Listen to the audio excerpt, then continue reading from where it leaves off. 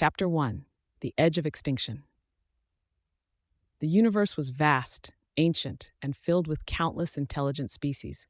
For millennia, the Galactic Council had kept the peace, fostering cooperation between the great powers of the galaxy. But even the most formidable alliance can be brought to its knees by an unforeseen threat. It began at the outer rim, in the farthest reaches of space. Entire star systems went dark, communications ceased, and scouts never returned. No one knew what was happening.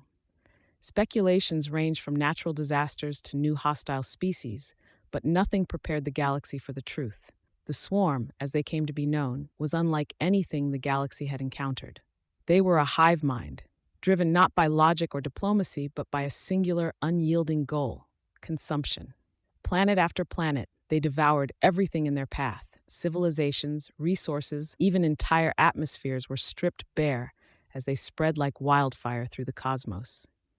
The Council's finest fleets were dispatched to confront the swarm. Armadas of the most advanced warships, with weapons capable of leveling cities, engaged the enemy, confident in their superiority. But the swarm was relentless. It adapted to every attack, evolved to counter every strategy. In a matter of months, the galaxy's strongest empires had lost half their territory. The unthinkable was happening. Extinction loomed over the galaxy. Chapter 2: The Forgotten Species.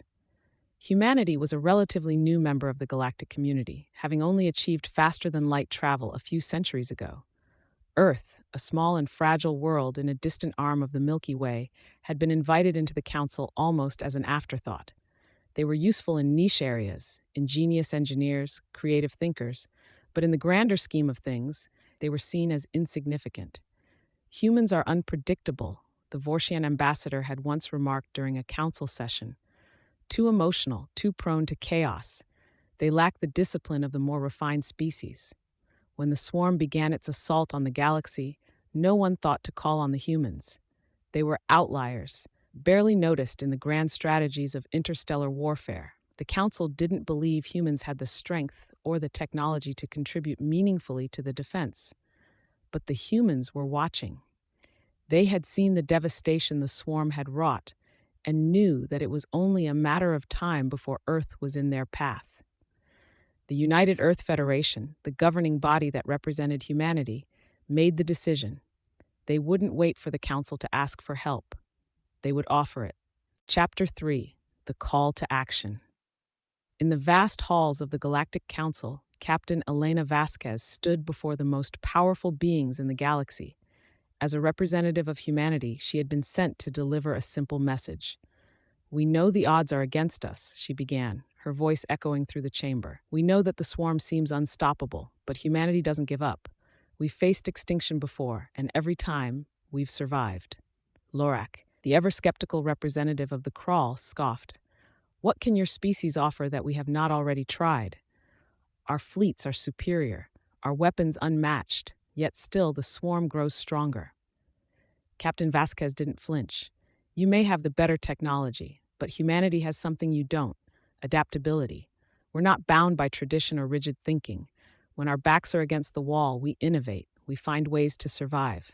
There was a murmur of disbelief among the council members, but some were intrigued. The Vortian advisor, an elder who had witnessed the rise and fall of countless empires, spoke up. "Let them try," he said, his eyes gleaming with curiosity. "At this point, we have nothing left to lose." And so the council begrudgingly accepted humanity's offer. A small human fleet, led by Captain Vasquez, was sent to the front lines. A symbolic gesture, really. No one truly believed the humans could make a difference, but they were wrong. Chapter 4: The Battle of Vetrax. The swarm had moved deeper into council territory, and the planet Vetrax, a strategic stronghold, was next in its path.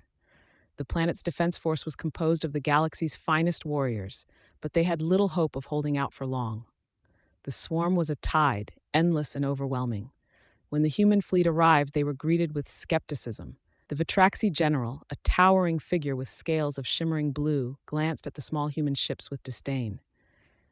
"This is your contribution," he growled. "A handful of ships. What can they possibly do?" Captain Vasquez, standing on the bridge of her command ship, the Resolute, smiled. "Just watch."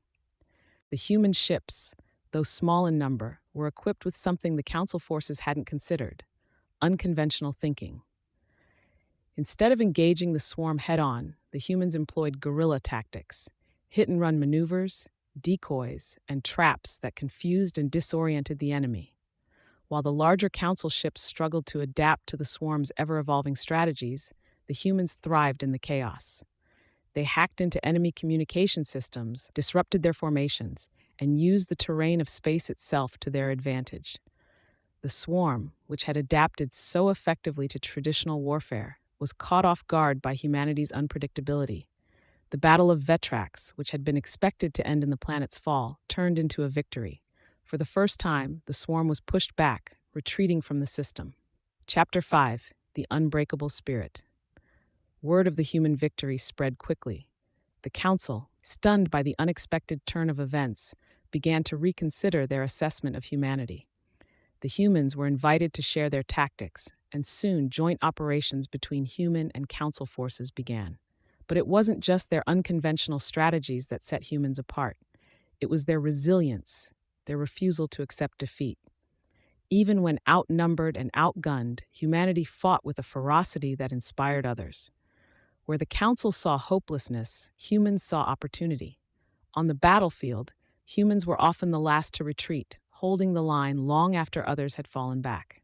Their ground troops, though physically weaker than many species, used their ingenuity to turn the tide of battles. Engineers repurposed destroyed enemy equipment, medics worked tirelessly to save the wounded, and soldiers fought with a determination born of knowing they had nothing to lose. As the war dragged on, humanity's influence grew. More and more species looked to them for leadership, for inspiration. And soon, the unthinkable happened. The swarm's advance was halted.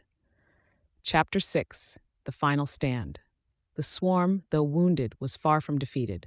They retreated to their home system, a massive cluster of planets deep in uncharted space. The Council knew that the only way to end the threat once and for all was to strike at the heart of the swarm. It was a suicide mission. Every species knew it. The swarm's home was a fortress, surrounded by layers of defenses that no fleet could penetrate. Yet humanity volunteered to lead the charge. "We've come this far," Captain Vasquez said, standing before the Council one final time. "We'll finish what we started." And so the largest fleet in galactic history was assembled. Humans, Krall, Vortians, and countless other species, all united under a single banner. It was a sight that no one thought they'd ever see. A galaxy that had once been divided, now fighting as one. The final battle was brutal. Ships were torn apart, entire squadrons lost in the chaos. But humanity's spirit never wavered. They pressed forward, breaking through the swarm's defenses, inch by bloody inch. In the end, it was the humans who reached the swarm's core. A team of human engineers, led by Captain Vasquez herself, planted the device that would destroy the hive mind once and for all. As the swarm's central command collapsed, the galaxy was saved. Chapter 7: Legends are born. The war was over, the swarm was defeated, and the galaxy, though scarred, had survived. But something had changed. Humanity, once seen as insignificant, was now hailed as the saviors of the galaxy. Captain Vasquez returned to Earth a hero, her name forever etched in history. Statues were erected in her honor, and songs were sung of the bravery of the human race. But it wasn't just her. Every human who had fought, every engineer, every medic, every soldier became a legend in their own right. The Council, once dismissive of humanity, now saw them for what they truly were: a species that thrived in the face of adversity, that turned weakness into strength, that could achieve the impossible. And so, humanity's place in the galaxy was secured. They were no longer outliers, they were legends.